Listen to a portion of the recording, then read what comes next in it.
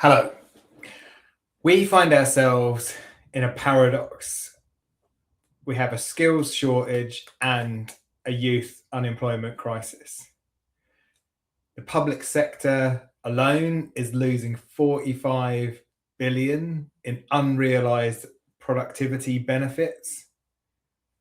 The digital skills gap costs the UK economy billions every single year. But at the same time, more than half of the jobs that have disappeared from the jobs market in the past 18 months have been in the 18 to 25 age group. And tragically, the UK has the social mobility in the UK is at its worst, the worst it has been in 50 years.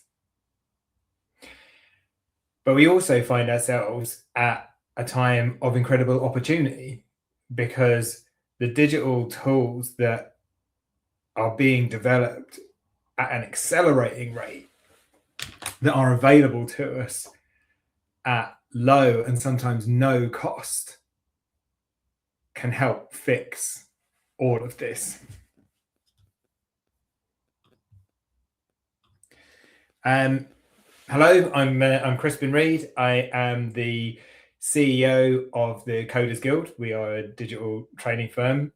I spent most of my career as a software developer. I also worked in digital strategy and digital transformation.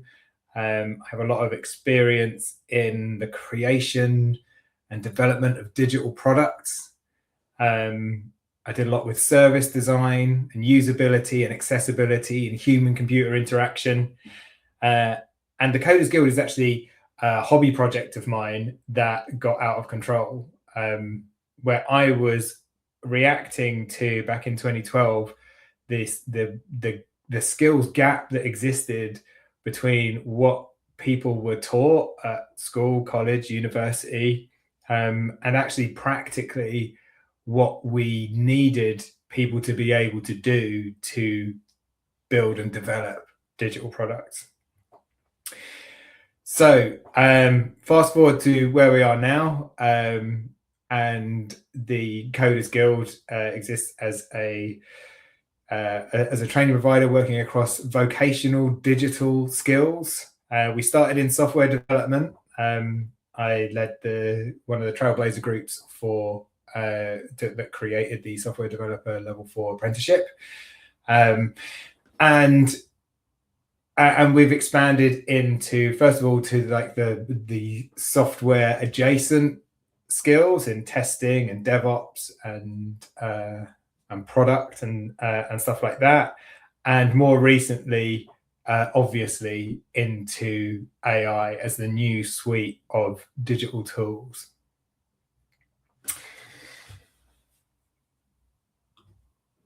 So I spent a good deal of last year working with Skills England to create a new apprenticeship standard in AI and automation. And the way that I went about this problem was, first of all, what I was trying to do was actually kind of reverse engineer a qualification directly from observed needs, as in attack it the same way as we attack a software problem or a product problem, is to understand the problem statement. So I talked to a lot of teams about what they would be looking for or what their obstacles were in a digital transformation exercise to adopt automation and AI, but really any sort of like accelerated digital tools. We also had some research done and collated by Innovate UK that helped with that, of polling and gathering research from a number of different sources that give us a really good idea of very recently what the issues and problems were. So we were able to then, from all of that research, kind of think about what a 12-month digital transformation project would look like in general, and then kind of reverse engineer a qualification from the expected training or the training needed to achieve those sorts of things.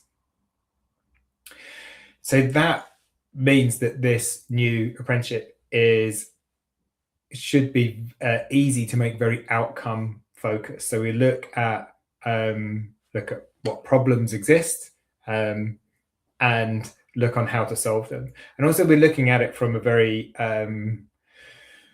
service design and product led lens. So that means that it isn't about tools or setup and code to get to the outcomes. Most of this is about people. It's about how people work together with technology. So we're looking for the gaps that technology can fill. We're always bringing things back to the human in the loop solution, and that's that not only gives us generally better results from the project outcomes, it also gives us a lot of opportunity to have other parts of the organizational structure work better too. So we're able to look at things like team cohesion and how teams work effectively through communication, as well as the implementation of tools. So now I'd like to talk about what that looks like in a 12-month journey. So when we think about this, achieving this qualification over 12 months, we also want to think about how quickly can we get the person doing the learning to be delivering real value. Now, this is something that we've learned from all the last decade of running apprenticeships, is that the learners or the apprentices, as soon as they are delivering visible value, their confidence goes up, their output goes up, their learning gets faster. So we design all of our endeavors in learning on practical application and demonstrable output. We're also looking for a fast return on investment. So when we look at like the first 6 weeks or so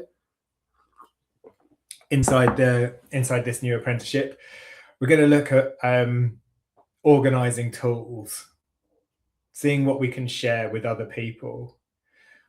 We're also going to be looking at the immediate data structures that we have. And this isn't in any advanced or super strategic level. This is just what can we see as learners, and what can we improve straight away? Where's the low-hanging fruit? What things can we do?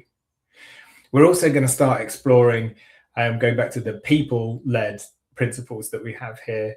We're going to be looking for opportunities for who we can help and who we should be speaking to about this thing. Who is already using AI and how are they using it, and what tools are they using? What do they already know? How can we work together? How can we communicate better? How can we incorporate their needs into what we are trying to achieve? By 3 months, we should have already seen some clear ROI from the improvements made in the first 6 weeks, 12 weeks.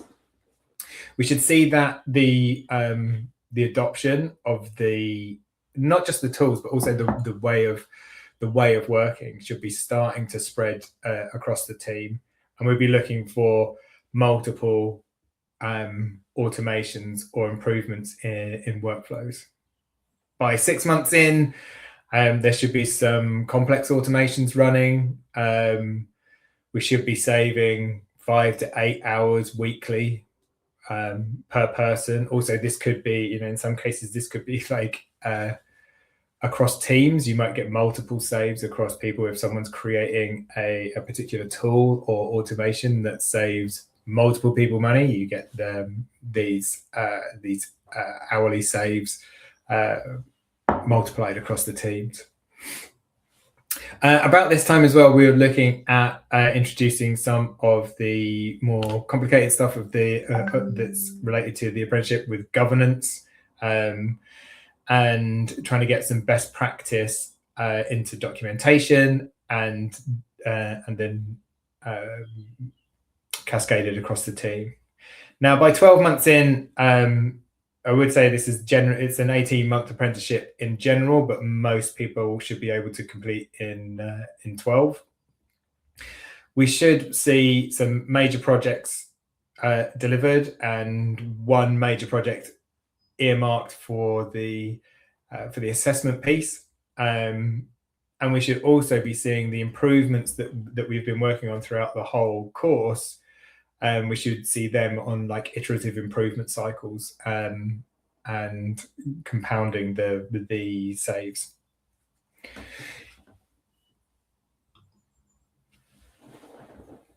I do also want to talk a little bit about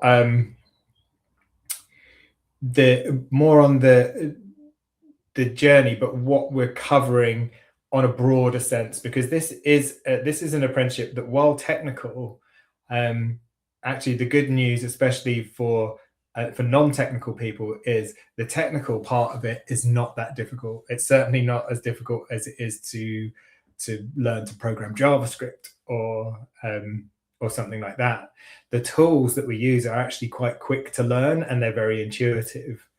So the other things around this skill set in particular, become more important. So you could also consider this as like a generalist skills for the digital age. So we're covering things like product management, like what is a product, what is product vision, how do we align people to the product vision, and talk about that in terms of a digital change exercise or a business change exercise. That sort of digital transformation is what we would consider as a product. There's also, we're building small products in terms of low code and no code helpers, chatbots, all of these sorts of things. So product thinking is really, really important. We also talk about project management and business analysis, understanding what done looks like, understanding why we're doing things and how to prioritize things for the sake of not just for people, but also for the business, the team, the organization. Obviously, we're also covering things like security and data, governance, ethics. All these things are super, super important for understanding how to use AI in particular, but also automation tools well and safely. Obviously, we covered the tools themselves, and there are loads of different ways to achieve the same thing. So it doesn't really matter whether you are working in the Microsoft stack, whether you have things running in Claude or Gemini or DeepSeek or Perplexity. We will talk about what these different models are better for in general, but really you should be able to do the course, to provide the outputs no matter what the tool set. And part of it as well is looking at and understanding what tools should be used, could be used. And obviously we're looking for iterative process improvement across the duration. Sorry, I've just jumped back a slide, because one of the things that I really wanted to mention in this slide in particular is the way that we are delivering this, that we have found really powerful in this sort of technical learning, is that we try and do as much peer learning as we can. So the cohort sizes that we run are small, and what this does is it enables people to give and receive feedback as much as possible. So we structure group lessons so that they are built around practical application of what we're talking about and the exchange of information between people. And then we have group coaching sessions towards the end of each month, whereby the group will come back in smaller groups to demonstrate, to present the improvements that they've made, the gains, the wins, the difficulties, and then get feedback from the rest of the group and a technical coach at the same time. And we have found that this is the fastest way to achieve great results with learning things that are difficult, but also for in terms of like accountability or accountability to self to continue the learning and to keep progressing. We found the group mentality, the group advocacy and accountability is really, really powerful. Jumping on now to thinking about the cost reality. When we think about doing some digital transformation, we can spend a lot of money very quickly on consultants. The trouble with consultants is, in general, that capability leaves once the job is done. And in this case, the job is never done, because what we're looking to set up is an understanding of the people, the processes, and the tools inside a team or an organization, and then continue that with iterative improvements and constant measurement. So by contrast, if we are upskilling people in the team or adding people to the team and training them, that capability stays. And the more people that are trained, the more that becomes organizational knowledge and organizational culture, rather than just resting with one or two people. We also like to, with the peer exchange and our leaning on like advocacy and communication, is we want that the training that's happening to cascade throughout the organization, not just the people who are in learning. We have two main routes for accessing this training. The first, most prevalent at the moment, and is to use the Skills and Growth Levy to upskill existing staff. So the people already tinkering with bits of AI, the people already setting up little no-code and low-code automations. Let's put some context around that, and let's put some structure and maybe some strategy around it. Let's align it to our team goals and try and get people all moving in the same direction against towards a common goal, towards common objectives. The advantage to using people who are already in your business is they already have what we call domain knowledge. So they already understand your team, your process, your culture. So that means that when we are, as I said, the tools you learn to use are very quick to pick up, and they just need a little bit of organizing, and they can become very powerful very quickly. Also, then you're not mixing in with like onboarding. You can start getting improvements straight away, so your ROI is quicker. And it also really benefits career development and, of course, retention. However, going back to my first slide about our youth unemployment crisis, the real goal here is to create opportunities for career changes, but mainly for young people to start their career. And this is such a good apprenticeship for young people as a first job or as a first step in a career, because so much of it is about generalist transferable skills. It's a really, really good grounding for the future of work. So the idea, I think, is that once we have people established in a team with knowledge of AI and automation, it isn't that one person just does it in the team and then, okay, you're all AI'd up from now on.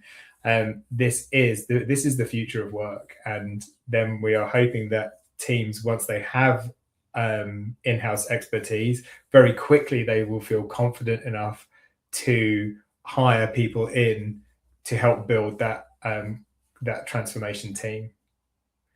So then, people can come in paired with a team lead. We'll already have a strategy run out. We'll already have the documentation or the governance. And it's such a cost-effective way of building up that team capability. It scales across departments.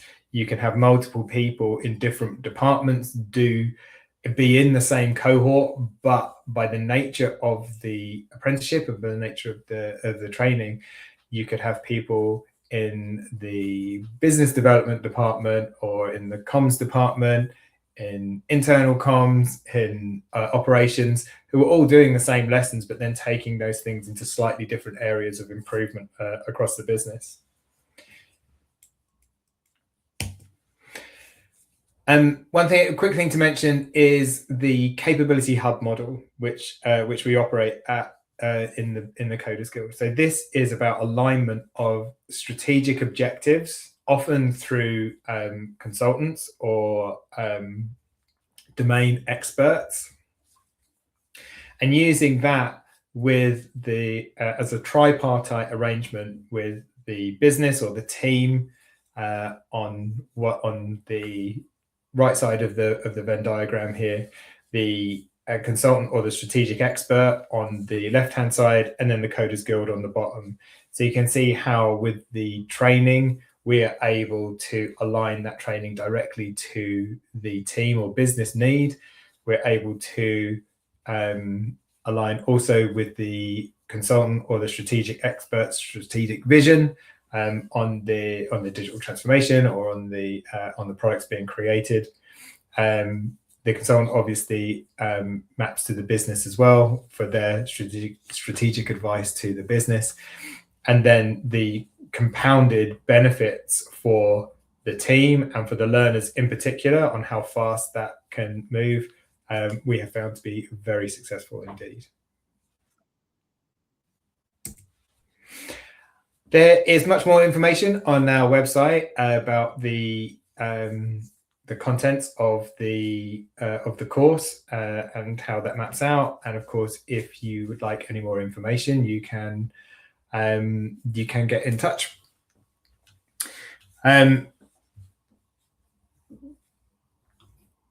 Last slide here. This QR code will take you to our link tree, or maybe I think it goes actually direct to the qualification itself. I think my closing points here are